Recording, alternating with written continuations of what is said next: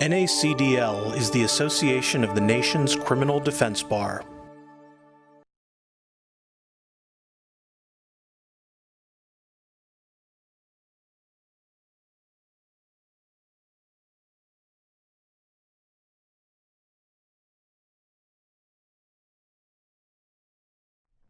I'm a mother, I am a daughter, and I am a sister. I think those are the most important things about me.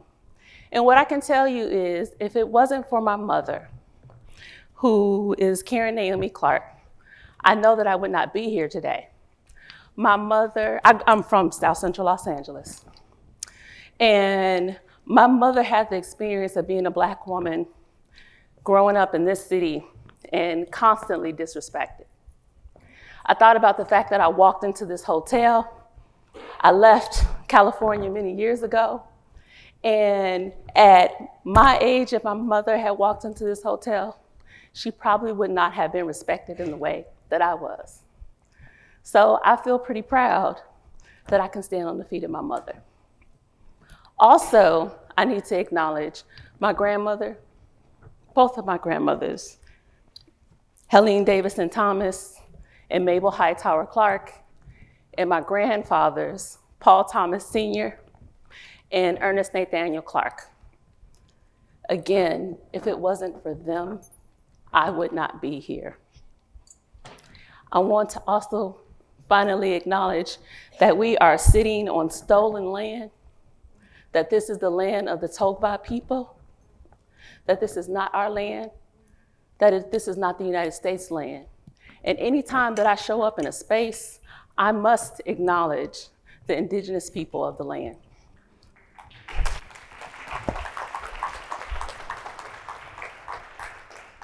So that being said, all the rest of that stuff y'all can look at, I won't read it to you. My focus is trauma. And so I want to thank my previous speaker. Where is she? Did she walk away? Thank you for setting me up. I appreciate that. So I'm going to warn you.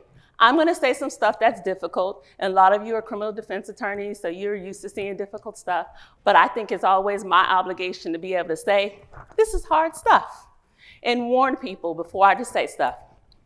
Let me tell you about my last 2 weeks. 4 things happened. I looked at Facebook. My kids laugh at me. They don't look at Facebook. That's for old people. So I look at Facebook, and I see this white man snatching this 21-year-old over the counter at McDonald's. And I'm pissed off. Then, the work that I don't do therapy. I do all kinds of assessments, and I'm going to talk about those assessments. So I do lots of assessments for PTSD and trauma. I'm looking at veterans. I'm looking at civilians. I end up looking at police officers and people in safety-sensitive positions, even attorneys, and determine whether or not they can keep their jobs. And so this particular day, I walk into the lobby, and I see this sister, and, translation from my white brothers and sisters. I see this African-American woman. So I see this sister in the lobby, and I immediately hi, how are you? And as I'm talking to her, she don't even say nothing to me. And I was like, oh, here we go. And so I do have this piece of me, even though I am a psychologist, I have this Black girl from South Central Los Angeles that's right in my back pocket that I can whip out when necessary. So I'm like, you ain't even gonna speak to me. I'm thinking that in my head.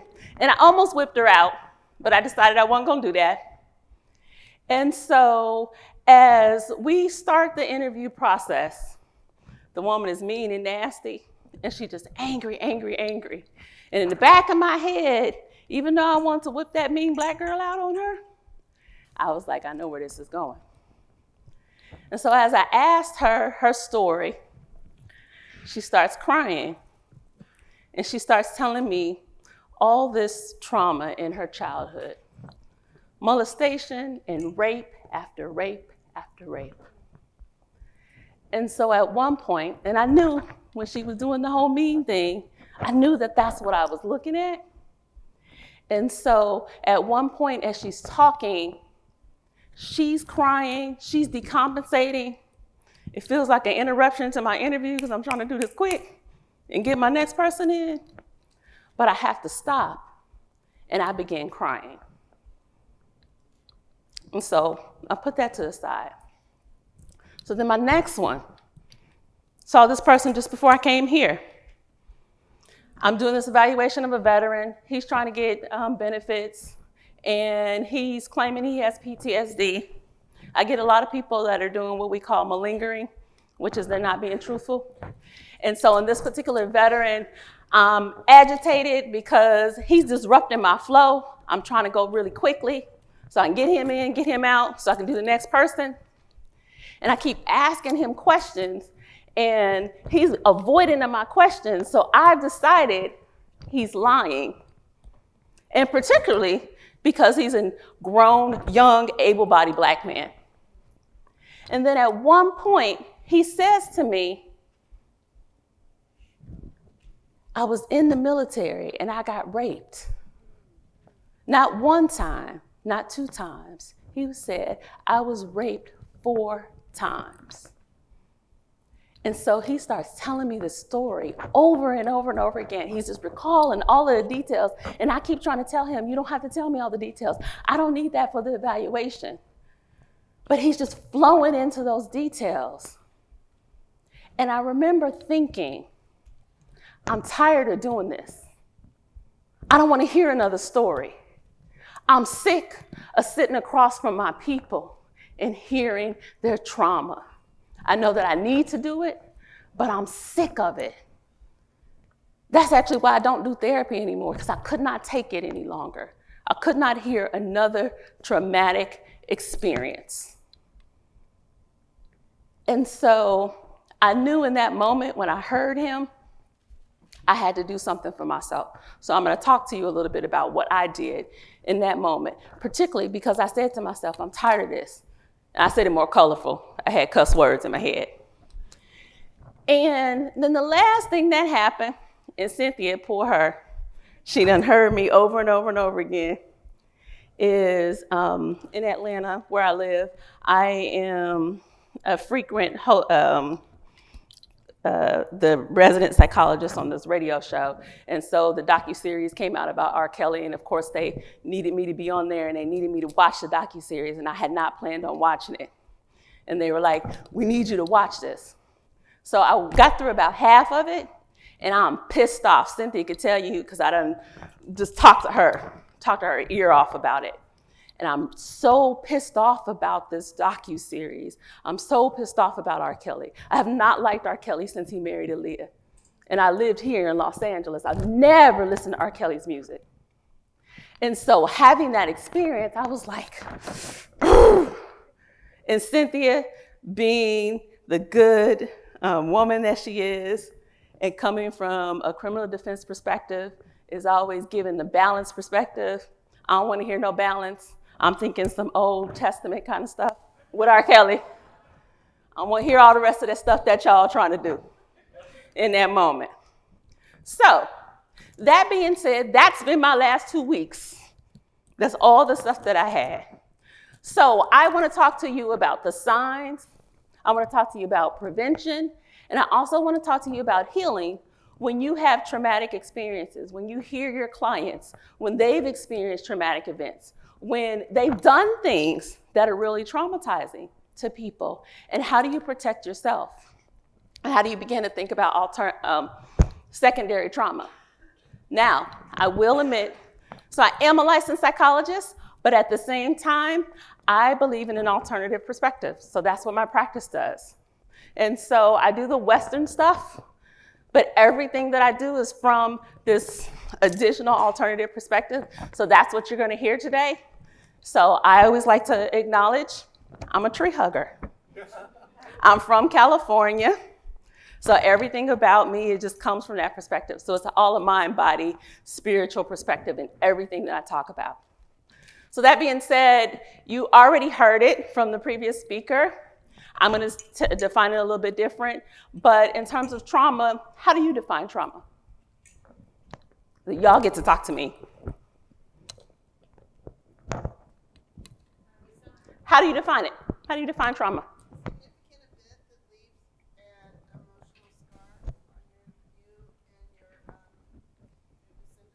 Okay. A significant event that leaves an emotional scar on you and your descendants. That's good. Anybody else? How do you define trauma? There's a bunch of lawyers in here. I know y'all can talk. Yes. Anything that hurt you. Okay. Fair enough. So for me, yes. Go ahead. Painful experience of one type or another that stays with you and lingers and interferes with daily living, conduct, relating to your family, work, etc., and is inhibiting basic life goals. Okay. So a painful experience and it's inhibiting your life and it just remains with you. Okay. So mine is like a really basic definition. Trauma is a threat to the safety and security of yourself, your family, and your community. I'm going to say it again. Trauma is a threat to the safety and security of yourself, your family, and your community. And for people of color, that's really important because it's not just the trauma that you individually experience. It's not just the trauma that your family experiences, but it's also your community overall. And so if we define secondary trauma, our secondary trauma is the understanding that we don't actually have to experience something in order for it to be traumatizing. I'm just gonna tell y'all right now, being here for 2 days and listening to all these stats, I'm traumatized. And I'm not an attorney. I listen to traumatic stuff all the time. And I was like, I can't take it. So earlier, I just went upstairs because I couldn't take it anymore. I could not hear this. And I know that it's important, but I know that I needed to protect myself. And so when we think about secondary trauma, we can think about all the things that have been happening recently. So we can think about R. Kelly, we can think about Oscar Grant, we can think about Sandra Bland, Trayvon Martin, Michael Brown. Those things we can consider collective secondary trauma, and particularly to the African American community. And I want to acknowledge those are the things that I know because those are things that are happening in the African American community. That doesn't mean significant things are not happening in other people's community. So I think about secondary trauma like secondhand smoke. So you can have adverse effects and you never smoke cigarettes. Secondary trauma is the same thing. So each and every one of you that come to conferences, you take in this data, you recognize how unjust the criminal justice system is. Every single one of you that is defending clients, and you look at the things that they've been charged with or the things that have happened to them, you're taking in traumatic data. And I can tell you from just sitting here and kind of listening to conversations, some of y'all been traumatized. So let's talk about the signs. When you start working with your clients, you start to be angry, irritable, sarcastic, you agitated by them. You know, they're trying to tell you the whole story. You ask a simple question and all you need is a yes or no answer. And they won't tell you all the backstory of it. And you get really irritated and pissed off, or is that just me? That happens too. It's like, okay, that might be a sign of something when that happens. When you engage in addictive behaviors. Now I might get just booed out of here. So I know with attorneys, there tends to be a lot of drinking. And there's nothing wrong with drinking some. But when you get to the point where that is a primary way of coping, and so people will think, well, how many drinks? And she didn't say me, and I don't have a problem. All those little things in your head. So when you start thinking all that stuff in your head that I don't have a problem, that's when you know you have a problem with drinking.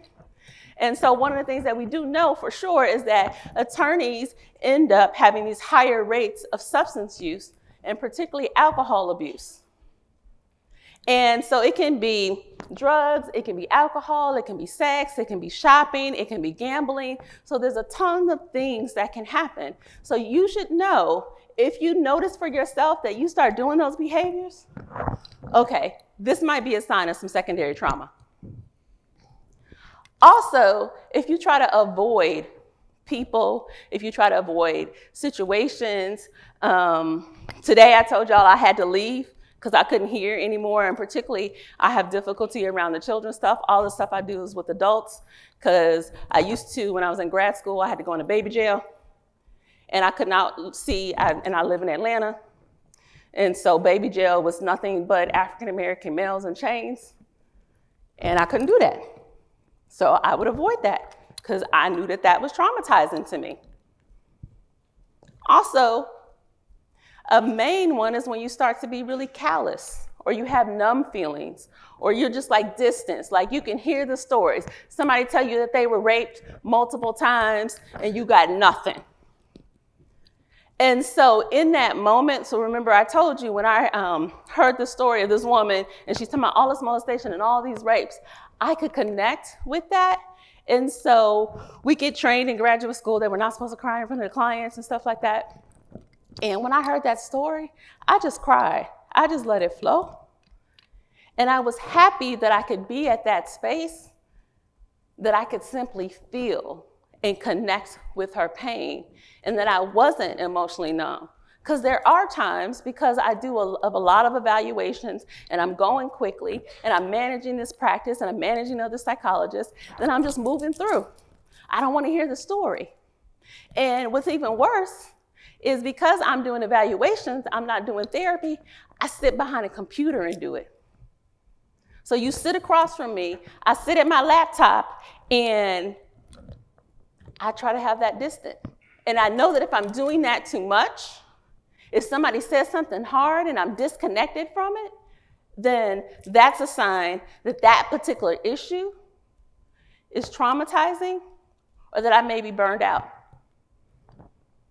Also, if you've got decreased work performance. And so I see this a lot with people, and particularly fitness for duty evaluations when I'm doing those. So the thing that's going to come up is that people are showing up late, they're not showing up at all, they're calling out, they're not doing the work that their boss knows that they can do, and so they're getting pretty negative feedback about those things. Or that you may be having sleep problems. So that may be insomnia, you may be sleeping too much, or when you go to sleep, you're having nightmares or anxiety. Let me ask this crowd, what's a normal number of hours you should sleep? 2? No, 3 to 4? Oh my God, no. See, I'm glad I asked that question, no. Yeah, 7 to 8 is normal. That's normal and healthy. If you are exercising regularly, you might get down to 5. But if you're doing 2 to 3, no, that's problematic. And that has long-term consequences on you, even 4. So when I get in that 4 range, that's actually a range that I'm looking for, 2 to 4 with my people that have PTSD. Does that count when you're old? I'm 71. I just wake up at 3:30. I may go to bed at 12, but when I'm up at 3:30, 4 o'clock, like boom. It usually tells me something else is going on. We can talk about it later. Yeah. So it's going to tell me that something else is going on. Yeah. And if you've had, like, so attorneys, I know that you guys, when you're working on cases, you're going to get less sleep. You're like kind of just grinding, and you get used to doing that over the years. It has an adverse impact on you. And in terms of weight gain, it's going to have an impact in terms of your weight gain. In terms of just longevity over time, it's going to be really problematic, because even when you get sleep, you're probably not getting restful sleep if you're doing that over time. The other thing is if you keep reliving the story. You know how you have that one client, that one story, and it just keeps playing in your head over and over and over again? I've had attorneys that come to me, and I remember this one attorney in particular. She would go and interview people, and they had done, it was like all murders and like really just horrific stuff, and she's doing all these interviews, she's looking at all the evidence and stuff, and she would come and talk to me, and she's replaying this stuff constantly in her head, so she couldn't sleep, and she had a ton of anxiety because she's always reliving that stuff. The other thing that happened, and I noticed this, For myself, this happened, is social withdrawal. When I was training in graduate school, I trained at the VA. It was at the height of the Iraq and Afghanistan war. And so we were seeing all these combat veterans that were coming in, really young people, having horrific experiences. And then on top of that, we were getting the Vietnam veterans, so we're having this combination of two groups.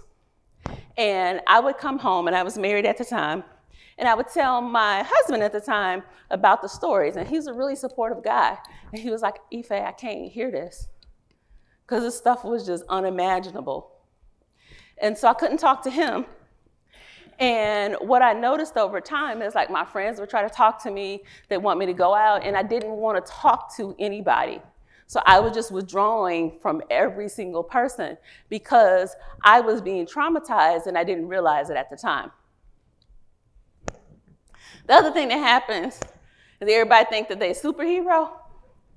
So when you start to think that you're gonna save all the clients, you're gonna do everything, then that's how you know that that's a traumatic experience.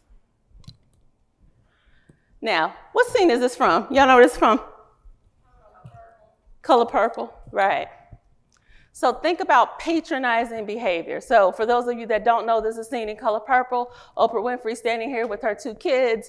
This woman, I think her name is Miss Lily, comes up. She doesn't know Oprah. She's kissing on the kids, patting on their head, doing things. Just in case you do not know, don't ever do these things to Black children. Not in front of their parents. Yeah, no, but particularly don't do these things to Black children. And so she does these things. Oprah has a problem, and Oprah ends up in jail as a result of this. But that patronizing behavior, when you think that you're going to be able to save all the clients, oh, they're just so wonderful, and I'm going to take care of them, and all that stuff. If you begin with that high-pitched voice, then you're going to take care of people, then that's problematic. Then if you're hypervigilant, if you try really problematic cases, and you're always watching your back, you're not trusting people, you're always questioning people's motives, or thinking that somebody's out to get you. Okay, those are signs of trauma. What'd you say? They are out to get you? But when you can't separate that, when like you can't tell yourself like, okay, because I know like one of Cynthia's cases, the one she was talking about yesterday with the Batman guy, yeah, he was probably pissed off at you. But if you can't separate that particular case from everybody else and you're thinking everybody else is trying to get you, that's going to be problematic. Even with anxiety, hopelessness, depression, when you start feeling those kinds of feelings and they're not going away, then that's probably a sign that those cases that you're working on are impacting you. One of the things I think is really interesting is I talk to attorneys in Atlanta, and they'll be tired, they want to do something else, and I'll try to encourage them to do something else. And I remember I was in this, there's a Georgia Association of Black Women Attorneys, and I was doing a workshop for them, and this group wanted to figure out how to do something else. And no one in the group believed that they could do anything different. And I was like, this is weird. If you earn a bachelor's degree, which everybody in this audience has, if you have a bachelor's degree, you have done something that only 31% in the entire population of the United States has done. If you've gone through the traumatizing experience of going to law school and then passing the bar, you have done something that less than 1% of the population has done. I looked at the ABA stats this morning. It's only 1.3 million active lawyers in the United States. Yet, I guarantee you, if I take a selection of y'all and get y'all in a room and you decided you wanted to do something else, you would feel hopeless. You would believe that you couldn't do it. You would look at me like I was crazy. You used to be nice, because the doctor. And then you totally dismiss every single thing that I said, because you would not believe that you could do something different. that sense of hopelessness, particularly when you're working in situations. Let me see my public defenders. Woo! Wow. Wow. Much respect for y'all doing that work. Wow. When you're working in a system that is designed for the oppression of a group of people and you get that, like you see it every day, when you're working in a system that is designed to ensure that you lose and you were taught to win. Every single one of y'all, when y'all went to law school, y'all was taught to be a winner, right? But you work in a system that's telling you that you are set up to lose. That makes you feel hopeless. That makes you feel like you can't do nothing. And so then you start to feel that despair. I walk down the street today. Every time I come to Los Angeles, there's places that I have to go get my stuff, places I gotta eat, people gotta see, things I gotta do. And I realized as I was walking down the street, even though this part of downtown is so different than when I grew up, people didn't come down here. And folks from LA know that. And there's still this sense of hopelessness in some of the areas. So you can have these fancy buildings, and I walk past the Whole Foods, but then I still see homeless people. That impacts you. If you are a human being and you can feel, that impacts you. Also, when you are ignoring and or you are acting out oppression, whether that be racism, whether that be misogyny, homophobia, classism, because whether or not, I know even my public defenders, y'all get mad at me, everybody middle class in here. And so when you are doing stuff where you're either ignoring it or you're acting it out, then that is typically a sign of your own trauma. When you got chaos in your family and your home life, stuff ain't going right. When you're the boss that nobody likes, you can't get along with anybody. When you're engaged in unethical and or illegal behavior, ain't nobody gonna acknowledge this. But the very cases that I get around fitness for duty is usually around this, or it's around substance abuse.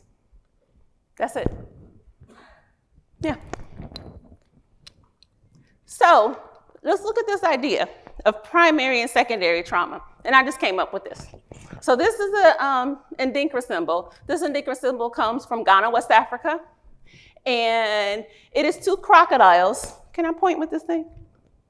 Let's see. Yeah. So there's one crocodile head. That's another crocodile head. So it's two crocodiles. They share one stomach. So it's a symbol of unity. But at the same time, although these crocodiles are unified, they're sharing the same food. So there's a conflict, there's a fight there. Because they ought to share the same resources. So if you have a primary traumatic experience, that means that you've experienced some trauma in your childhood or in your adult life, and then you're constantly experiencing secondary trauma, that's an interaction. Both of those things work to impact you. So I want to tell you about this, the last fitness for duty I did for an attorney. And believe it or not, I do them. She was a really good prosecutor. She was winning her cases. They liked her in terms of that. She had all kinds of chaos and drama in her personal life, and it was impacting her work and her ability to get along with people. And when I evaluated her, they had some indicator there might be trauma there, but they weren't sure. So when I evaluated her, I'm gonna tell you, this is something hard. I found out that she had a long history of incest by her mother.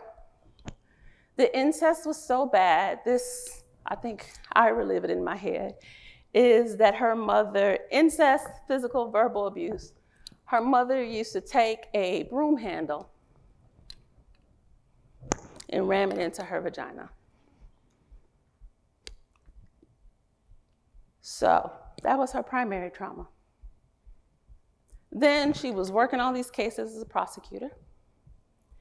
And what we were seeing is the impact of her not being able to get along with anybody and not following protocol. And there was this negative interaction of these two things. And the work that she was doing kept re-traumatizing her over and over and over again. And so when I came out with my findings, I found that she wasn't fit. And it wasn't because she couldn't do the work as a lawyer. It was because she had all this trauma she had not worked on, and it was impacting her ability to continue to do that work, to show up in that space.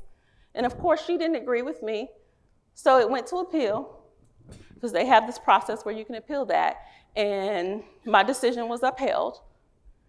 And I always felt really bad for her, because she was a good lawyer. The work that she was doing was not appropriate for her because she had not worked on that trauma. So that is a good example of having primary and secondary trauma and that interaction and that competition, that if you don't work on those things, then it can impact your job performance. So let's talk about prevention. First thing you need, I heard somebody go, phew, is a support network. And so my support network looks in a particular way for this work that I do. So I have other trauma psychologists that I can work with and talk to. I have a group of sister friends and sister mamas that we raised our daughters together. And then I have other colleagues. So I have specific people that I can process this stuff with. And particularly because I'm a trauma psychologist and I know and I have access to resources, if I've had a really hard day or one of my colleagues has had a really hard day, we can talk about those things. And I just always will warn them, because sometimes you just need a space to vent. So you have to have a support network. And let me speak specifically to the men in the audience.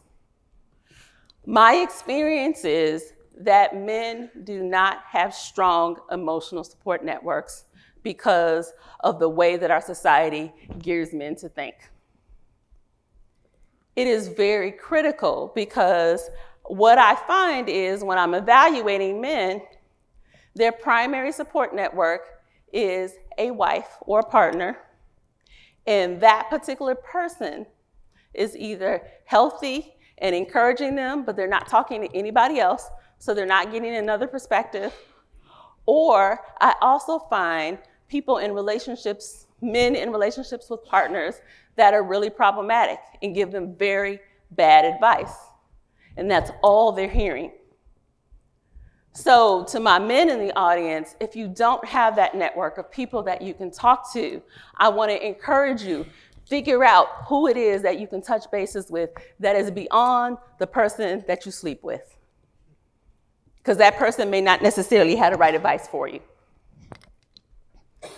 The other thing is in terms of symbolism. Now, I am identified very much with an African identity. Sorry, I keep hitting that thing. And so because of that, the symbolism that I feel connected with would be Ndinka symbols, or maybe some other kinds of African aesthetic. And these symbols, again, come from West Africa, and they have a different meanings. You can't see the meanings of them. You can look them up online. And so if you had symbolism, whether you put that in your office, whether you wear that around your neck, so for my Christian brothers and sisters, it might be a cross or some other type of symbolism that you would wear, something that's a reminder of your strength and your resilience in this process, even in your office, I think would be important for you. Whatever you feel connected with. This particular symbol here is a symbol of independence, so I like it. The other thing in terms of prevention is no talking about traumatic events or absorbing traumatic events when you don't need the information. So I was talking to one of my staff members the other day. I did an assessment for somebody.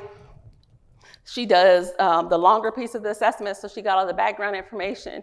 And the woman had some accident with her and her children at an amusement park. And my staff member wanted to tell me that, and I told her to stop. I did not need to know what the trauma was in order to do my work. And so you need to be protective of not just taking in a bunch of information. And that's with your colleagues, to just tell them you don't want to hear it or you may need to come back later. That's also on television, getting on social media, and just absorbing over and over and over again negative information.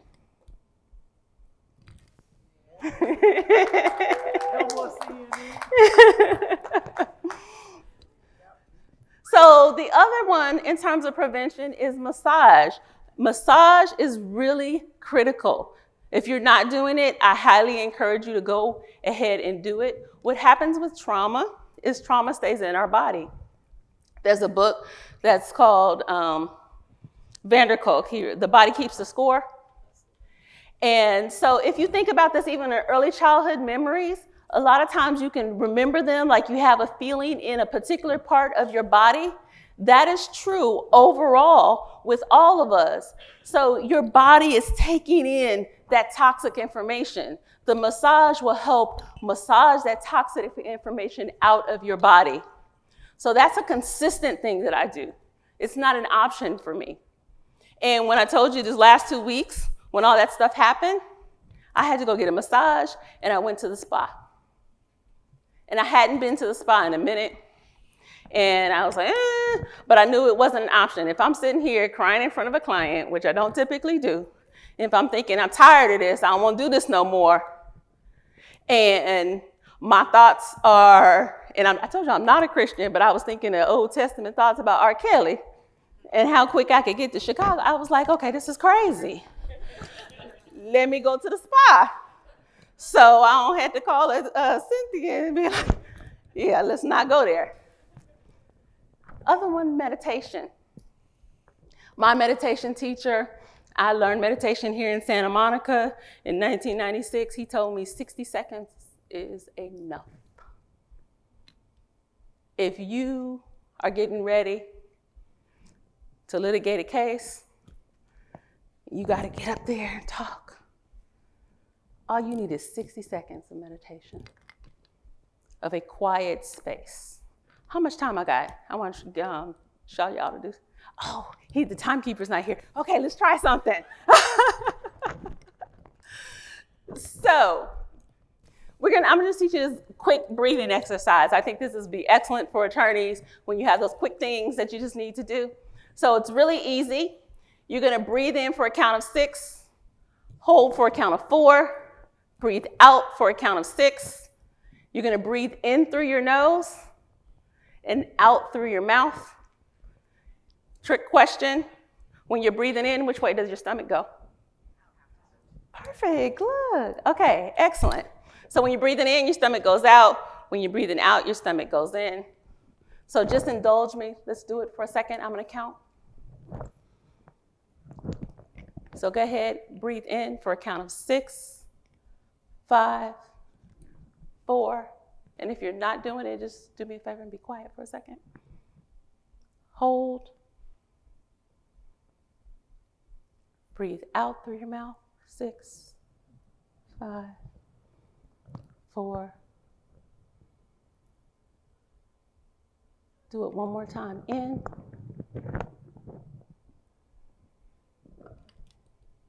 Hold. Out.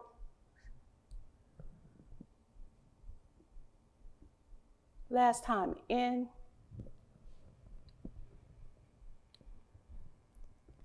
Hold.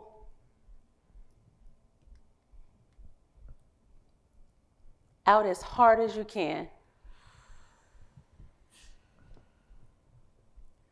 That right there is a gold mine to do simple breathing exercises like that, because it is physiologically impossible for your body to be anxious and relaxed at the same time. If your anxiety is turned on, if you turn on your relaxation response, it's like a light switch. And so I would invite you to be able to just do something like that. That's the foundation. When I'm teaching my clients to meditate, I actually start with just simple breathing exercises. Because a lot of times people don't think that they can meditate. If you're interested in, because I know attorneys, y'all want the quick way of doing it. If you want like a hack for it, there's an app called Omvana, O-M-V-A-N-A, Omvana. And they have a quick 20-minute meditation that you can do in the morning that I think is really powerful. And it's a guided meditation. Oprah and Deepak do free ones. So there's a ton that you can do. There's stuff online that you can do too. Spirituality. This is very different than religion. I am not talking about religion. I told you, I'm not a Christian. I grew up in California where everybody going to hell, so we just doing whatever. So not talking about religious beliefs. So whatever your religious beliefs, okay. I'm talking about your divine connection with Source, whatever that looks like. You have to have that, particularly in this evil behind world right now. With this evil, I'm being recorded.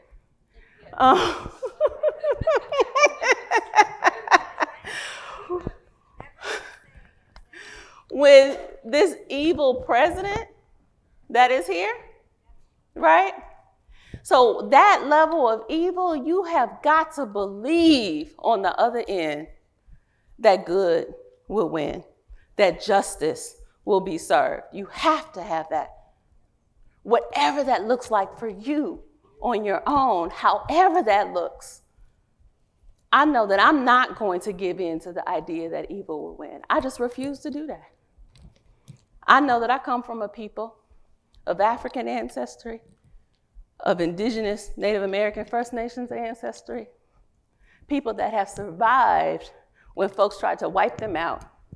So I'm not giving up on nothing.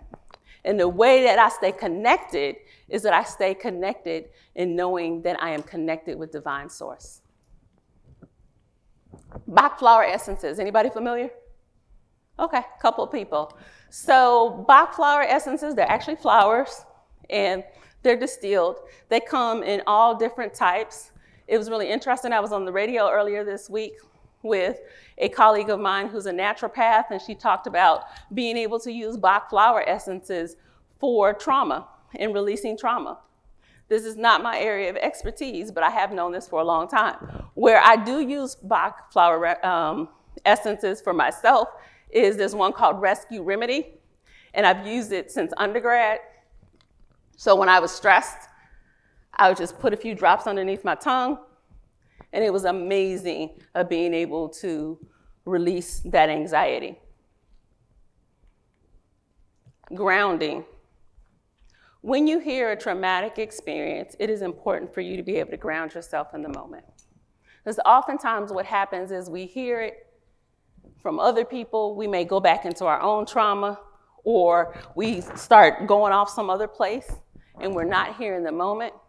So one of the things that I have learned to do is when I'm hearing really traumatic stories from clients or other people, is that I imagine that that trauma is coming to me as a ball of energy. And I imagine it coming through me and passing through my body, and it going out the bottom of my feet and into the ground. So that's one thing that you can do. Like, I never sit with that energy. You know, when you hear those negative stories and you have that energy and it's just sitting in the room and it's really heavy, I never sit with it and let it stay and just impact my body. So I'm always visualizing that energy releasing out of me. The other thing that you can do, and you can do this with clients, I'm sure you've seen somebody who they're recalling something and you can tell like they start crying or they're like back in the memory of what happened. And so you can simply call their name. So I might say Cynthia, and I want you to tell me where we're at right now. And so you want to bring them into the moment. So then after you ask them where we're at, like, where are you sitting? Something basic. You want to get them out of that traumatic experience. That's what the grounding is. So Cynthia, do it with me, okay? Cynthia, where are we at right now? NACDL seminar. Okay. What's your name? Cynthia. Where are you sitting? In the chair in the front row. Okay. Tell me about what the chair feels like. Put your hands on the chair and tell me about what the chair feels like. Soft on the bottom. Firm on my back. Okay. There's metal. It's cold. There's cloth that's warm. Okay. Something as simple as that. So you can do it for yourself, and you can do it if you notice that someone, our technical word is decompensating. So if someone is completely decompensating, they seem like they're off back in the traumatic experience, it's impacting you, you want to just grab onto your chair. You may not say it out loud, but you definitely want to be thinking about, okay, so I'm grabbing onto the tablecloth is red, it feels kind of velvety or whatever, and focus here on that moment. The other thing, crystals. Anybody crystals people? A couple of people, okay. So I learned about crystals a long time ago, and it was really kind of interesting because I'm a jewelry maker. Well, I play jewelry maker, I make it for myself. And I would pick up crystals, not realizing they were crystals. I just picked them up because I like the color. So I wore a rose quartz for a long time, and I did not realize it was a rose quartz until one of my clients pointed it out. She was like, oh, that's rose quartz. And I was like, oh, yeah. I just wore it because it was pink, and I thought it was cute. And I would wear it, and it would be against my heart, and I'd wear these bracelets all the time. And what I began to realize as I started to understand more about crystals is that there was something to this. Like, people would tell me, and I would just be like, because believe it or not, even though I'm into alternative stuff, I like concrete stuff. I don't like foo-foo kind of stuff. And so people would talk about like wearing a crystal, like a quartz crystal, and you could wear that around your neck to like protect yourself from negative energy, or there are other ones that you can protect yourself with. And you can look this stuff up. And I was totally dismissive of it until one thing happened. My ex-husband decided he wanted to be all kinds of crazy in the last 2 years. And so I was gonna show him what crazy meant, and we were gonna go to court, and we were gonna talk in front of the judge about crazy. And I would always wear those rose quartz. And I realized that, oh, those things must work, because rose quartz is about forgiveness and love and healing. And I can tell you right now, I don't hate my ex-husband. Also because I won every time we went to court, so that helped. But I mean, just in terms of the things that he did, I was like, oh, okay, so this rose quartz must be helpful. So what I would invite you to do is, if you are, you go to a crystal store, find something that you're attracted to, look in a book, see, what the meaning of it is, and try it out. It can't hurt. All I can tell you is my rose quartz experience. Retreating. That is critical for prevention. When you start to realize like you're spiraling out of control, whether that be you retreat staying at home, or you retreat leaving and going somewhere, it is important for you to do that. And not make it optional, but absolute for yourself, that you have to take care of yourself. Because what I can tell you is that you won't be able to do this work long term and be effective if you don't have spaces where you can go and retreat. Also, what you need to do is have a cutoff time. I, every day, and it's gonna be different than y'all's, but I every day have a cutoff time for my work. I don't work after a particular time at night, and I never work in my bed.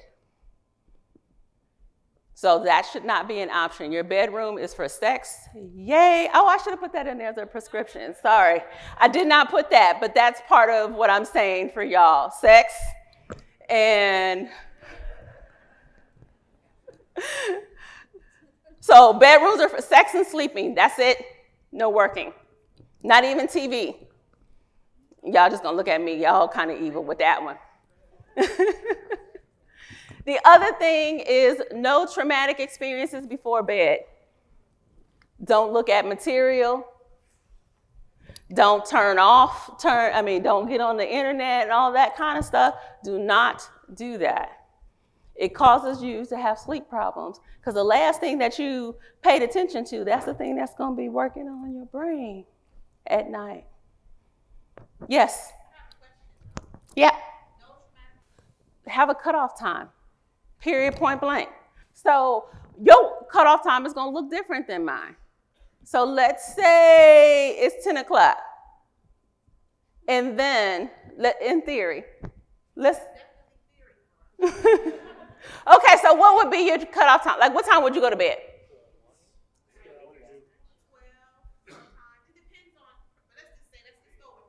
Okay, so let's go with 12. Okay, so if we said 12, then what I would say is 30 minutes before, you have an absolute cutoff, and you have a nighttime ritual. So your body is able to distinguish between bedtime and work time. So your ritual might be that you go take a shower, you get in the bath, you read some spiritual or inspirational materials, that you do something to shift that, but not simply just continue that going into bed. Does that feel realistic? Okay, but so then go ahead. So what I can tell you is in my practice, the work never gets done. And I have decided for myself that I have a flat out cutoff. It is never like it's hurting me to be here right now because I'm going to be so behind. And so I just tell myself it's not going to get done. And the guilt part, which a lot of people deal with, that's something, we'll talk about that in a minute, that's something where you come and talk to the therapist because we need to be able to work through your guilt so you can set boundaries for yourself that are healthy. Yes? Well, and that part is helpful. What I don't think is helpful is if you don't have some kind of limit to when you stop. If you keep going. I used to do that with my work. I was constantly doing that and I would be falling asleep and the papers would just still be there. And I just decided I have a cutoff. It's never going to get done, no matter what I do. And well, let me say it in this way. One of the things that I tell my high-performing clients all the time is I look at the example of Whitney Houston. Okay, Whitney Houston at one point, all of us remember, was at the top of her game, right? She was good as hell. The night she died, her behind was in a bathtub. She died, and they still went on with a party downstairs. So y'all can keep doing that if you want. You can save the world. You can be a superhero. I'm not saying like y'all, we need y'all out there doing this. But what I'm telling you is you will drop dead.